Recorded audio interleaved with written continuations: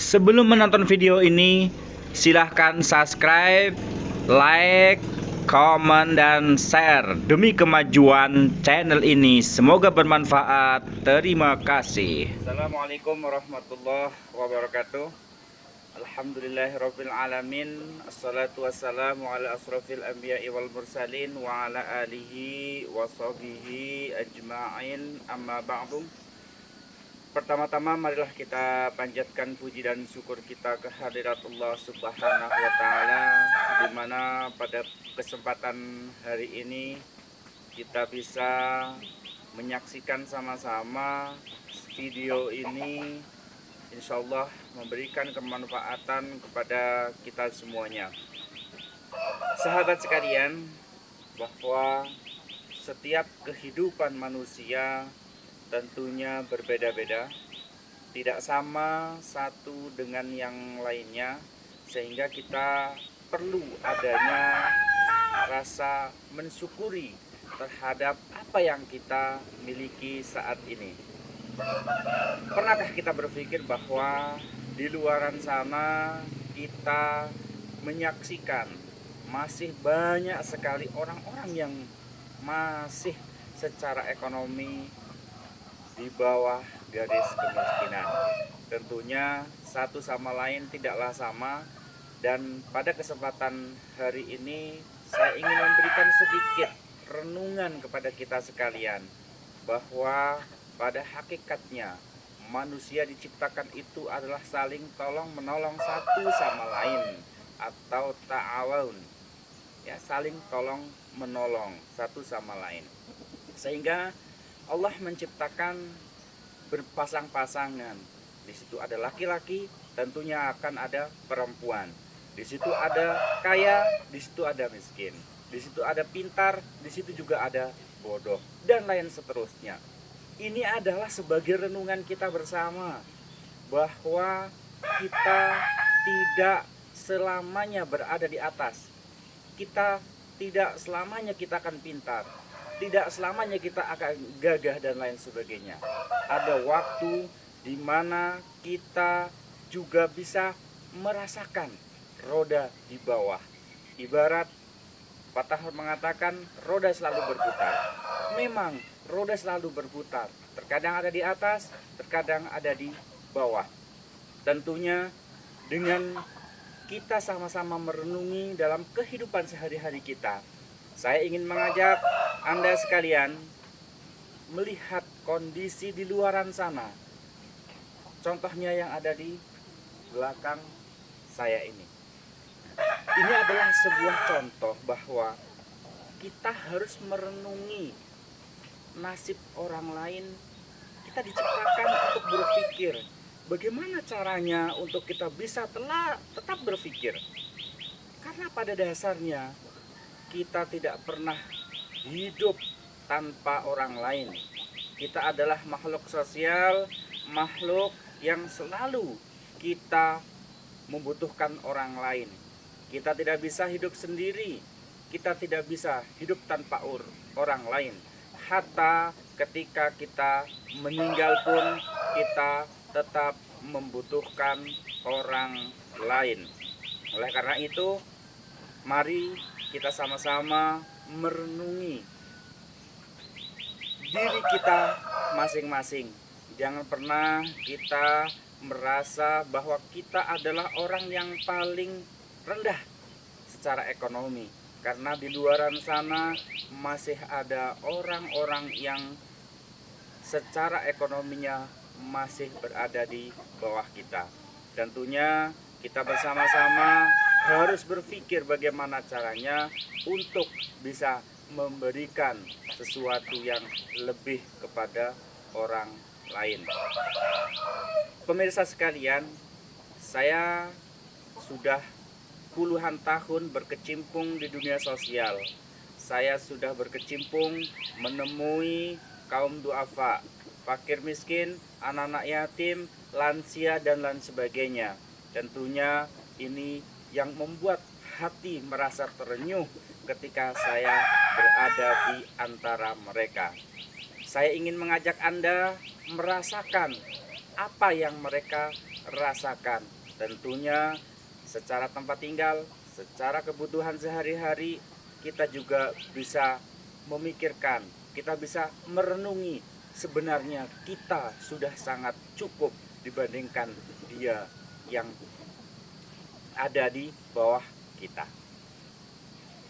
Demikian sebagai contoh bahwa kita adalah orang yang berpikir untuk memikirkan orang lain. Jadi supaya hidup kita lebih bermanfaat, kita harus memikirkan orang lain juga.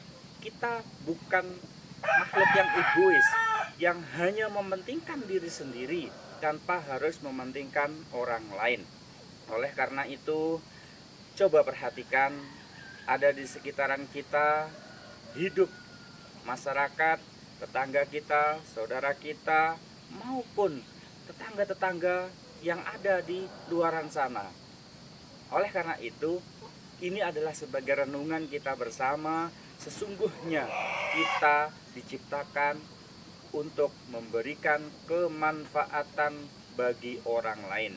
Memberikan kemanfaatan tidak harus dengan kita memberikan sesuatu kepada orang lain, tetapi kita bisa memberikan nasihat, bukan hanya sekedar harta, bukan sekedar ilmu. Banyak sekali yang bisa kita berikan kepada orang lain. Oleh karena itu, di kesempatan hari ini saya ingin mereview kembali rumah saudara-saudara kita yang tentunya ini sebagai bahan renungan buat kita bersama di dalam kehidupan sehari-hari. Jangan pernah kita merasa bahwa kita adalah orang yang tidak punya apa-apa, kita adalah orang yang menderita, bahwa kita adalah orang yang sangat rendah. Tetapi mari kita melihat ke bawah. Jangan sampai tetap kita melihat ke atas, tetapi lihatlah ke bawah dan ke bawah. Karena pada dasarnya untuk kita bersyukur, kita harus melihat ke bawah. Kalau kita untuk memotivasi kita harus melihat ke atas. Tidak mungkin semuanya Allah sudah mengatur pada dasarnya.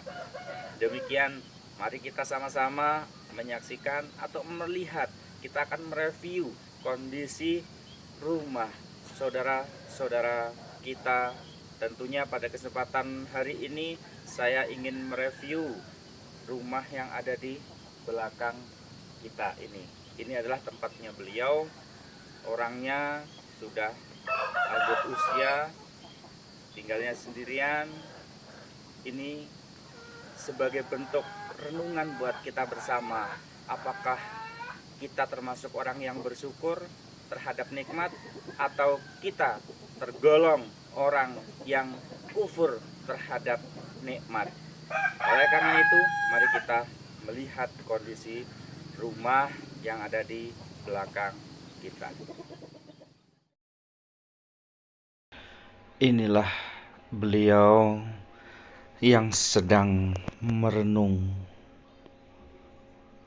Beliau hanya seorang buruh. Terkadang bekerja disuruh di ladang, membantu orang hanya untuk mendapatkan imbalan kebutuhan sehari-hari. Coba kita masuk ke dalam rumahnya beliau. Beliau memiliki tempat yang, mohon maaf, tidak layak sesungguhnya untuk bisa ditempati oleh beliau. Namun apa daya, beliau tidak mampu untuk membangun sebuah tempat tinggal. Jangankan membangun sebuah tempat tinggal, hanya untuk kebutuhan sehari-hari saja, alhamdulillah beliau masih sekedar cukup bisa, walaupun terkadang makan sehari 1-2 kali. Beliau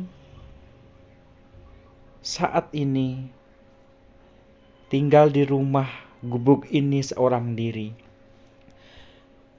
Inilah kondisi tempat beliau mandi. Tempatnya tak beratap, beralaskan balok kayu, air di bak.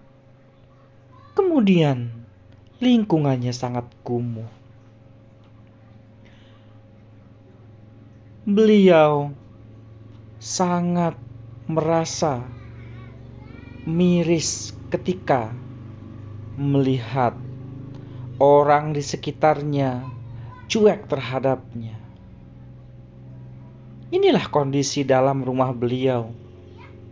Ada kayu bakar, tempat beliau menyimpannya berada di dekat kamar. Kemudian inilah bawah kamar tempat tidur beliau. Ditaruh tempat-tempat piring. Inilah tampak belakang rumah beliau, yang atasnya tak beratap.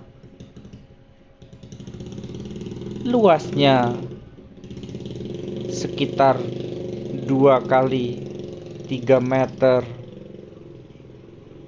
Tempatnya sangat kumuh. Tidak ada atap, lantai tanah, berdindingkan kayu-kayu yang bolong-bolong. Inilah kondisi tempat tinggal beliau.